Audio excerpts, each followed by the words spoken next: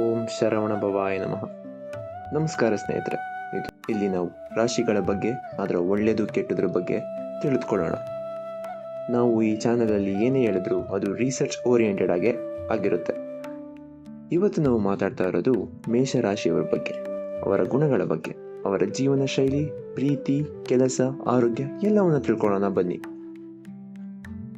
ಈ ರಾಶಿ ಚಕ್ರದ ಮೊಟ್ಟ ಮೊದಲ ರಾಶಿಯಾಗಿರುತ್ತದೆ. ಮೇಷರಾಶಿ ಅಂದರೆ ಲೀಡರ್ಶಿಪ್, ಹೊಸದನ್ನು ಪ್ರಾರಂಭಿಸೋ ಶಕ್ತಿ ಇರುವವರು. ಇದೊಂದು ಅಗ್ನಿ ತತ್ವದ ರಾಶಿಯಾಗಿರುತ್ತೆ. ಇದರ ಅಧಿಪತಿ ಗ್ರಹ ಬಂದು ಮಂಗಳನಾಗಿರುತ್ತಾನೆ. ಮೇಷರಾಶಿಯವರು ಜನ್ಮತಃ ಯೋಧರ ಗುಣಗಳನ್ನು ಹೊಂದಿರುತ್ತಾರೆ. ಅವರು ಯಾವಾಗಲೂ ಮುಂದೆ ಸಾಗೋದ್ರ ಬಗ್ಗೆ ಯೋಚನೆ ಮಾಡ್ತಾ ಇರ್ತಾರೆ. ಈ ರಾಶಿಯವರು ಯಾವಾಗಲೂ ನೇರವಾಗಿ ಮಾತನಾಡುತ್ತಾರೆ ಹಾಗೂ ಎಲ್ಲ ವಿಷಯದಲ್ಲೂ ಮೊದಲಿಗೆ ಹೆಜ್ಜೆ ಹಾಕಲು ಇಚ್ಛಿಸುತ್ತಾರೆ. ಈ ರಾಶಿಗಳ ವಿಶಿಷ್ಟ ಗುಣಗಳನ್ನು ತಿಳಿದುಕೊಳ್ಳೋಣ ಬನ್ನಿ. ಈ ರಾಶಿಯವರು ಧೈರ್ಯವಂತರಾಗಿರುತ್ತಾರೆ. ಇವರು ಯಾವುದಕ್ಕೂ ಹೆದರೋದಿಲ್ಲ. ಹೊಸದನ್ನು ಪ್ರಯತ್ನಿಸಲು ಯಾವತ್ತೂ ಹಿಂದೆ ಮುಂದೆ ನೋಡೋದಿಲ್ಲ. ಇವರು ಉತ್ಸಾಹಿಯಾಗಿರುತ್ತಾರೆ. ಅದಕ್ಕಾಗಿ ಇವರ ಸುತ್ತಮುತ್ತಲಿನ ಜನರು ಇವರನ್ನು ಇಷ್ಟಪಡುತ್ತಾರೆ.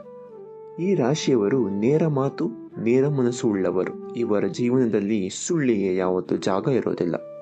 ಹಾಗೆ ಇವರು ಕೋಪ ಕೂಡ ತಕ್ಷಣ ಬರುತ್ತೆ, ಆದರೆ ಬರೋದು ವೇಗದಿಂದ, ಹೋಗೋದು ಇನ್ನೂ ವೇಗದಿಂದ. ಮೇಷರಾಶಿಯವರು ತಮ್ಮ ಭಾವನೆಗಳನ್ನು ಯಾವತ್ತೂ ಮುಚ್ಚಾಕೋದಿಲ್ಲ.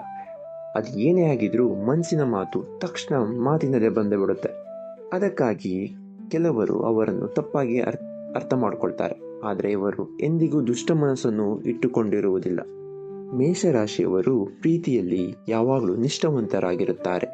ಒಮ್ಮೆ ಪ್ರೀತಿಸಿದ್ರೆ ಎಲ್ಲವನ್ನು ಬಿಟ್ಟು ಅವರನ್ನು ಪ್ರೀತಿಸುವವರ ಜೊತೆ ನಿಂತು ಎಷ್ಟೇ ಕಷ್ಟ ಬಂದರೂ ಹೋರಾಡುತ್ತಾರೆ. ಇವರು ಪ್ರೀತಿಯಲ್ಲಿ ಸ್ವಲ್ಪ ಪೊಸೆಸಿವ್ ಆಗಿರುತ್ತಾರೆ, ಆದರೆ ಅದು ಅವರ ಪ್ರಾಮಾಣಿಕತೆಯಾಗಿರುತ್ತದೆ. ಹಾಗೆ ಮೇಷರಾಶಿಯವರ ಉದ್ಯೋಗ ಮತ್ತು ಹಣದ ವಿಚಾರಕ್ಕೆ ಅಂತ ಬಂದರೆ, ಮೇಷರಾಶಿಯವರು ಯಾವಾಗಲೂ ಏನೇ ಕೆಲಸ ಮಾಡಿದ್ರು ಅದು ರಿಸಲ್ಟ್ ಓರಿಯೆಂಟೆಡ್ ಆಗಿ ಇರುತ್ತದೆ. ಇವರು ಯಾವತ್ತೂ ಸ್ಥಿರವಾಗಿ ಒಂದೇ ಕೆಲಸಕ್ಕೆ ಅಂಟ್ಕೊಂಡಿರೋದಿಲ್ಲ. ಏನಾದರೂ ಹೊಸ ಪ್ರಾಜೆಕ್ಟ್, ಏನಾದರೂ ಹೊಸ ಚಾಲೆಂಜ್ ಇರಲೇಬೇಕು ಇವರಿಗೆ ಜೀವನದಲ್ಲಿ. ಹಾಗಾಗಿ ಮೇಷರಾಶಿಯವರಿಗೆ ಹೆಚ್ಚು ಹೊಂದಿಕೆ ಆಗುವ ವೃತ್ತಿಗಳು ಯಾವುದೆಂದರೆ ಮಿಲಿಟರಿ, ಪೊಲೀಸ್, ಕ್ರೀಡಾಪಟು, ಸ್ಟಾರ್ಟಪ್ ಉದ್ಯಮಿ, ಮಾರ್ಕೆಟಿಂಗ್, ಇಂಜಿನಿಯರಿಂಗ್, ರಾಜಕಾರಣ.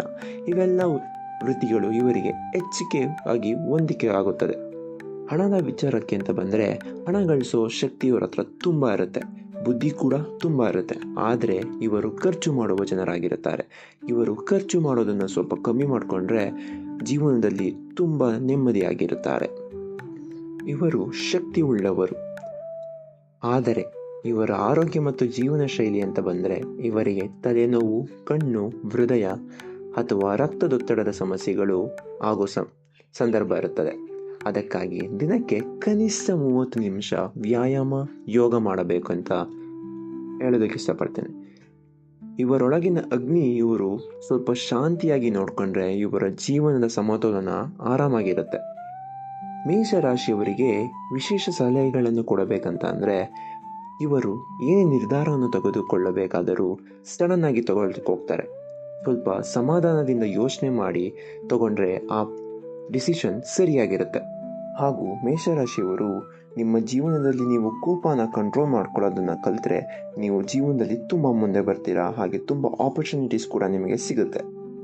ಹಾಗೂ ಮೇಷರಾಶಿಯವರು ಹೇಗೆ ಅಂತ ಅಂದರೆ, ಇವರು ನೋವಿನಲ್ಲೂ ಯಾವಾಗಲೂ ನಗ್ತಾ ಇರ್ತಾರೆ. ಸಂಕಷ್ಟದಲ್ಲೂ ಮುಂದೆ ಸಾಗೋದ್ರ ಬಗ್ಗೆ ಯೋಚನೆ ಮಾಡ್ತಾ ಇರ್ತಾರೆ.